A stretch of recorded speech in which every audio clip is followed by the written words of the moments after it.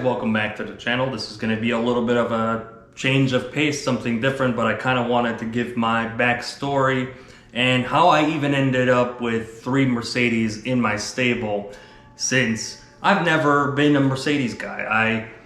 The only 3 Mercedes I've ever owned are the ones that are currently sitting outside, and I kind of don't want to discourage people from watching the channel if you're not a fan of Mercedes. I've had all kinds of cars, and in this video I'll kind of explain how I came to owning those cars. As you may know or realize, most of the people get their taste in cars from their parents.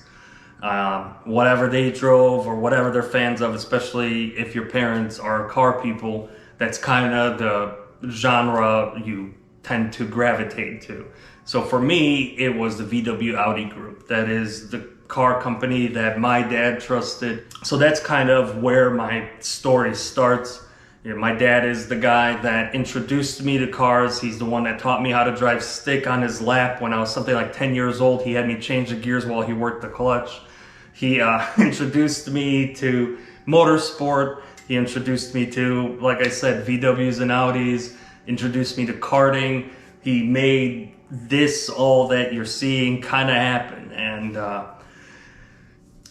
he's on right now on a hopefully winning battle with cancer, which is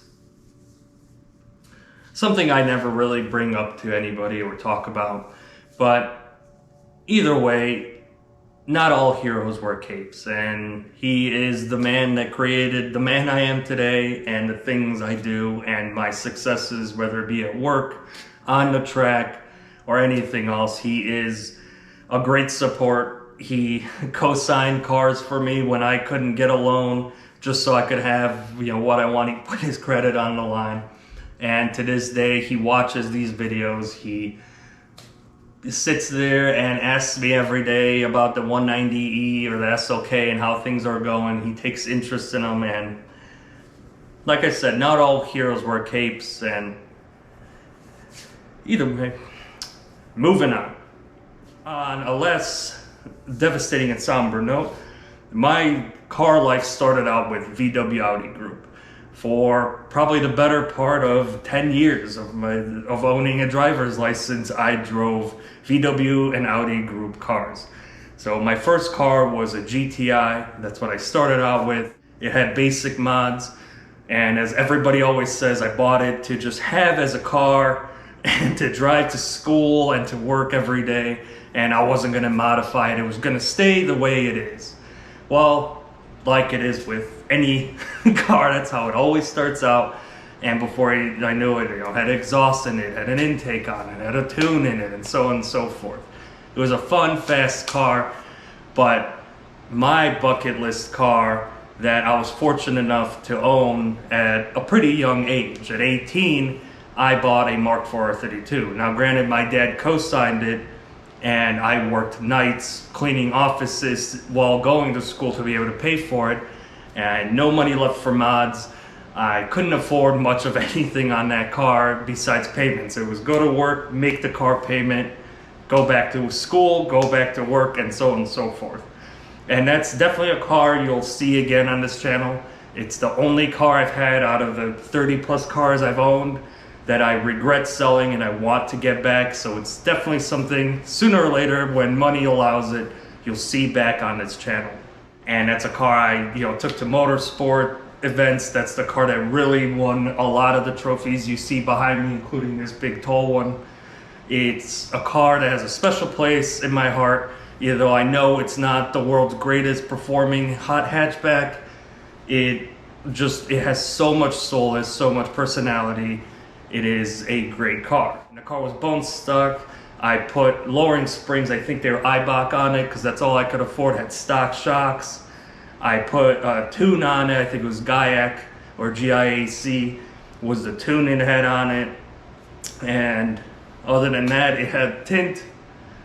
Everything else pretty much stock, and I just ran it with good tires, and that's kind of what taught me how to really drive a car. Because most people, when they go and start getting into motorsport, they'll sit there and get beaten by a guy in a similar car, and they'll just dump money, dump money, dump money. They'll upgrade engine components, they'll buy really expensive suspension, roll cages, strip out the car, whatever else, and they never worry about, one, getting good tires, and two, learning the car.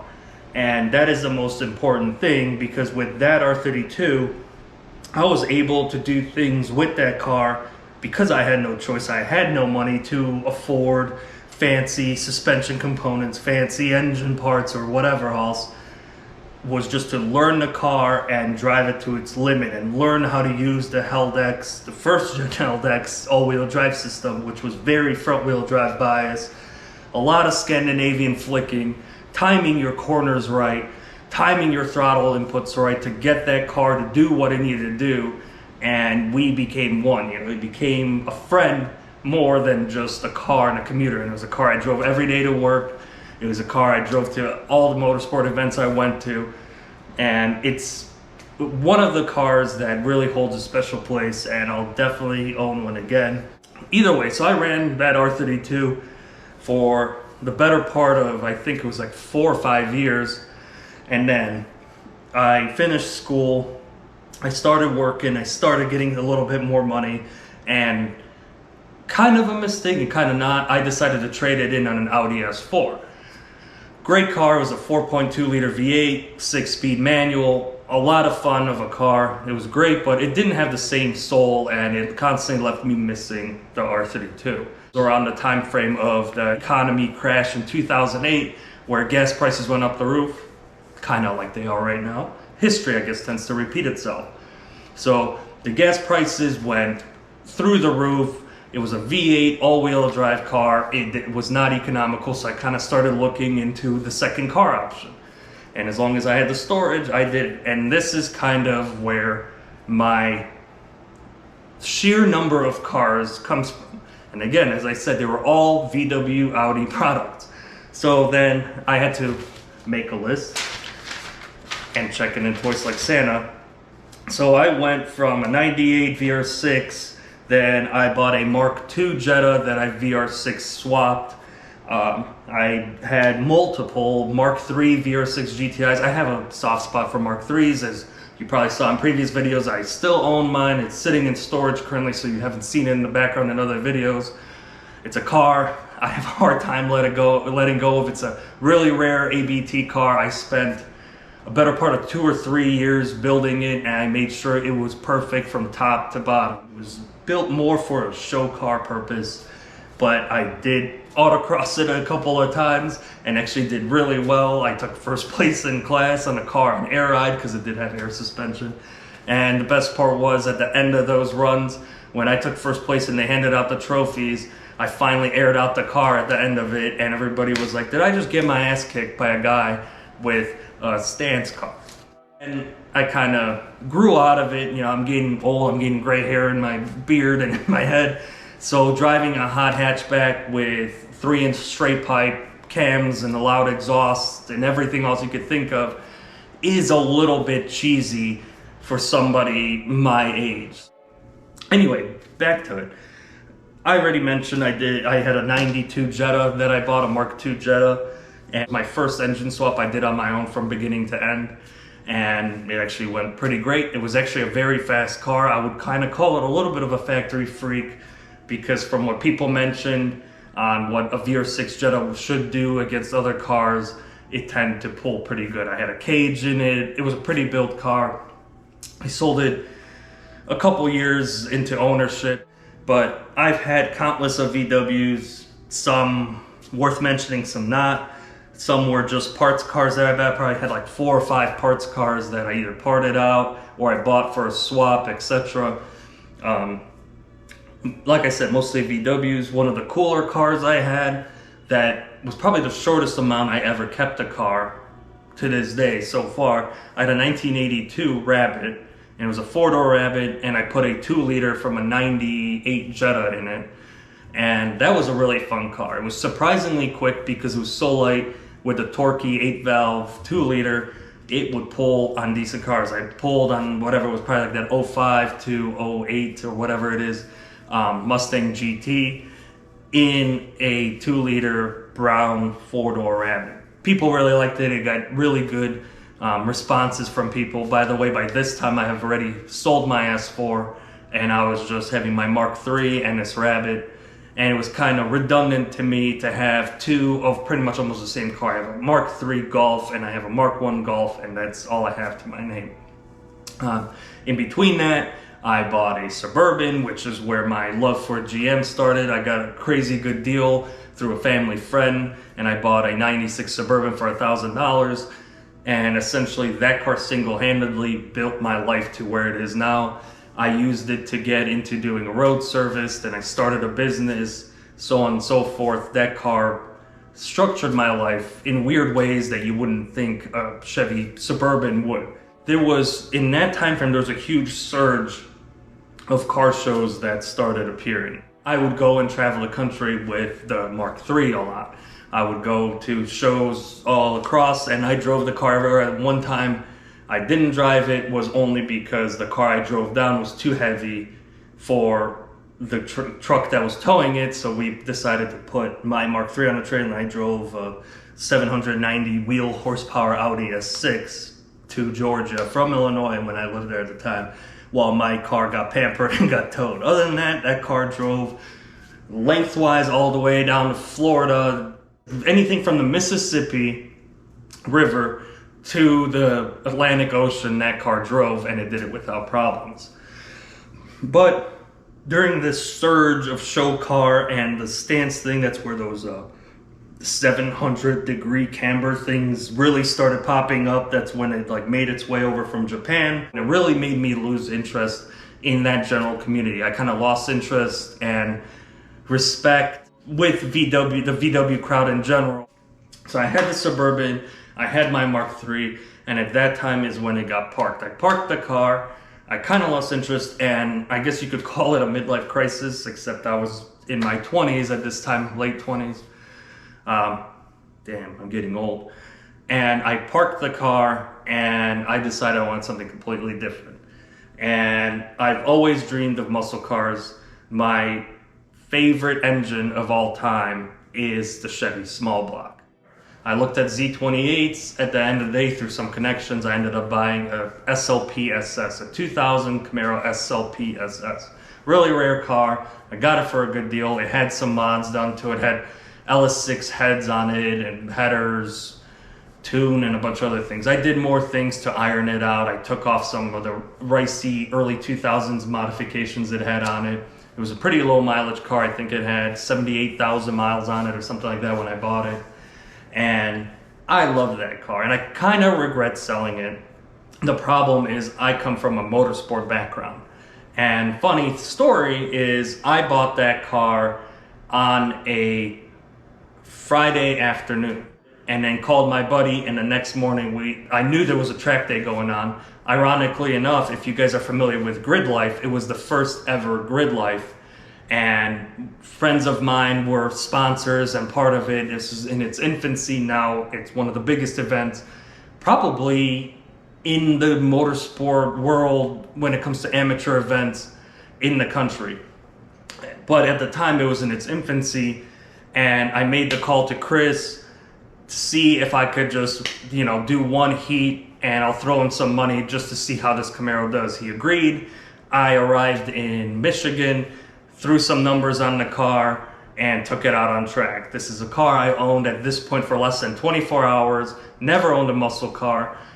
My experience with rear-wheel drive was mostly limited to karting and open-wheel cars, things like that, not a big muscle car. It's cars with stock suspension, stock brakes, and everything else with probably around 400 wheel horsepower, and I took that thing on the track, and I honestly had a blast with it. I've never worked a steering wheel so much in my life. I enjoyed that, and to the point where on the cool-down lap, I had people standing up and giving me applause, because once I got to grips with it, I started passing people. So I started passing cars that I should never be passing in a Camaro. Somehow I managed not to fry the brakes. I think I figured out within the first couple of corners that there was no brakes, so I would brake really early and engine brake it as hard as I could to get it through corners and then just power through them. And it was 90% oversteer out of corners. And it was one of the best drives on a track I think I've ever had to this day, because there was no chase in lap times. It was HPDE. It was just one heat, and I managed to boil the power steering fluid out of all the things, and I was just sawing at the wheel all day, on the track, just trying to keep it level. It would move around under braking. It would move around under acceleration, under passing, during gear changes. Absolute blast. But that's part of the reason I didn't keep that car for very long. It wasn't very capable at track. I'm a track-oriented guy, and I ended up selling it for a pretty good profit and using that money as a down payment on a C606. That's a car that would be second to the R32 that I regret selling, but it had to be done. I bought it to be a track day car. I did a decent amount of track days, but never really ironed out my track days with it. Life gets busy. On the street, out of a C606, you're never gonna have fun. Like, top of second is something like 80 miles an hour, and that car's potential is so high, you're gonna get arrested if you try to actually have fun and push it to its limit on the street. So you were left with track days, and with life being busy at that time, I never got a chance to do track days, and I was just making extremely high car payments on a car that was sitting there, and I would take on weekend cruises or something like that, like people end up doing a lot of times with Corvettes. So while I had it, I purchased the C63, and we're starting to circle back to where we're at currently and how I ended up with the C63.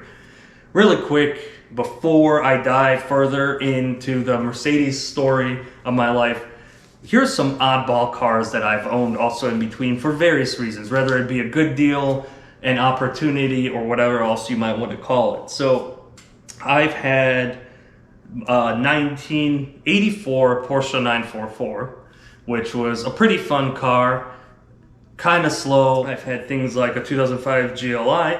I've had a 1996 YJ Jeep Wrangler. I've had a Crown Victoria. I've had an Econoline van. I've had a Bayliner boat. I didn't even mention it. My daily driver, or vehicle I drive every day, is a 2016 Sierra that I got new, and it's probably one of the greatest cars or vehicles I've ever owned. Now we come to my Mercedes story and how I ended up with a stable Mercedes. As you've heard, I've had all kinds of cars, and I never mentioned a single Mercedes. Never owned them, but there was an episode of Top Gear years and years ago where it was James May in an Audi RS4, Richard Hammond in a BMW M3, I think it was an E92, and then Jeremy Clarkson in the W204 C63 AMG. After watching that episode, I watched it, and it was something about that C63, and whether it be Jeremy Clarkson selling it really well, or if it was just the sheer brute power and ridiculousness of the car, there was something that I loved about it. After seeing that episode air, I was like, that is probably one of the coolest sports sedans I've ever seen. RS4 is great, M3 is a lap monster, but the C63, it stuck with me. Like, I need that car all of a sudden. So fast forward a few years, this was pre-COVID, obviously, so money was pretty good and I was able to afford another car. So I didn't get rid of anything. The Z06 stayed and I added the C63. It is an incredibly fantastic car. I love that car. I have so much fun with it. It makes me laugh. It makes me smile. It makes great noises. To me, it looks great. So how did we end up with the 190E? And I mentioned earlier about that it's a bucket list car I've always wanted. When I was younger, my uncle had a diesel 190E. You go back to the DTM days and seeing the DTM, the Evo 2s with the wide body, and watching them crush the track on passing people around the corner, hitting the apex on two wheels.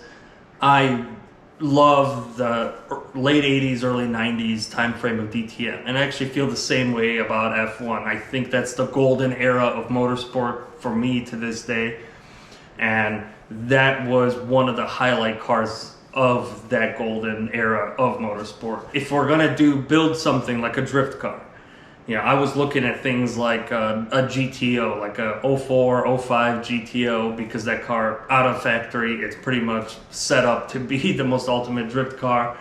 Nowadays, they're expensive. A couple of years ago, when this idea first planted in our heads, they were relatively affordable. You could find one in not so good shape, which is what I was looking for because it was going to be a drift car. And but she convinced me, because I would always talk about the 190E, and she convinced me, why don't we take the 190E? Why don't you take your dream car and then reignite the fire of motorsport using it? So that's how we ended up with the 190E. We went on a search, found it, bought it, and then the market in the world went crazy. She was most of the driving force to getting it. Maybe I would have gotten it sooner or later if she wasn't in my life. Probably under different circumstances, but it was something on the back burner. And the C63 has been such a positive friend in my life that I had nothing bad to think or say about Mercedes in general, especially AMG. And then how did we end up with the SOK? So that kind of came out of nowhere. I mentioned it in the video where I introduced the SOK, how I was a couple of years ago, before COVID broke out, I was looking to build like a fun track day car that I could take into the mountains and have some fun with and go on cruises and whatnot. And actually an SOK 230, the 4-cylinder supercharged one, popped up in the searches while I was looking through, I think it was Facebook Marketplace, at boxes. And it caught my attention for two reasons. One, it was insanely cheap. I think that one was, even with these inflated prices, was something like $2,500 for a 5-speed, the 4-cylinder supercharged one. So I looked into it. I knew they made them in a 6-speed, sold in the US in the 320. And then all of a sudden, the one that we purchased popped up for a very good price. And then, we discussed it as a family, and I kind of made the decision in my mind, like, we got to pull the trigger on this, because it's something so completely different than the norm. It'd be something interesting to build off of. And that's pretty much how we ended up with the SOK. Everything else has been on video of the SOK journey. With the current car prices and the deal I got on that one, the plans might change. I might end up getting rid of the SOK. So if you're an SOK owner and you're watching this, I'm sorry in advance. But there's that temptation there to get rid of it and actually, turn a profit on a car. It's difficult to turn profits on cars. But, future plans, I guess. If the SOK stays, the future plans are to do a color change, to definitely do a bunch of suspension upgrades, a few engine upgrades, and then just take it racing and have fun with it. There is this thought I keep having in the back of my head to try to find a wrecked AMG 32 and swap the supercharged 3.2 into it, and then have probably the only AMG 32, SLK 32 in the country, or in the world probably, with a 6-speed manual. There's that thought for me. I've entertained that very many times. It doesn't seem too far-fetched to make it happen. So I have those thoughts. There is probably an unlimited amount of content I could make talking about future plans. Nobody wants to listen to me talk all afternoon or morning or whatever time you're watching this at. But if you made it all the way through this video and all my blabber and listened to my story, please know that I really appreciate it. This YouTube thing, starting out with it, is pretty expensive. It takes up a lot of time. It's like a second job. And I appreciate every single person that subscribes, every person that likes a video, and everybody that comments or takes interest in what I'm doing. Obviously, it's not professional quality. One day, maybe I'll get there. It's a work in progress. But I do appreciate you sticking through it. More than likely, you've already subscribed, but if you don't, please do. Please support my channel. I'd love to make this something that everybody can enjoy. Like I said, I'm all for all kinds of different cars. I don't want people to get discouraged thinking that this is going to be somehow a Mercedes-centered channel. It's not. It was never going to be. I've never been a huge Mercedes guy or anything like that. It just, life kind of worked out that way. But once again, thank you for watching. Thank you for listening to me rant about my life. And next week, we're going to have something a little bit more exciting and more fun to watch. And I have other plans in place that will probably excite a lot more people. So once again, thank you. Thank you for your time. Thank you for watching. Share my videos, like, comment, subscribe, and help me make something out of this channel. Thanks again, guys.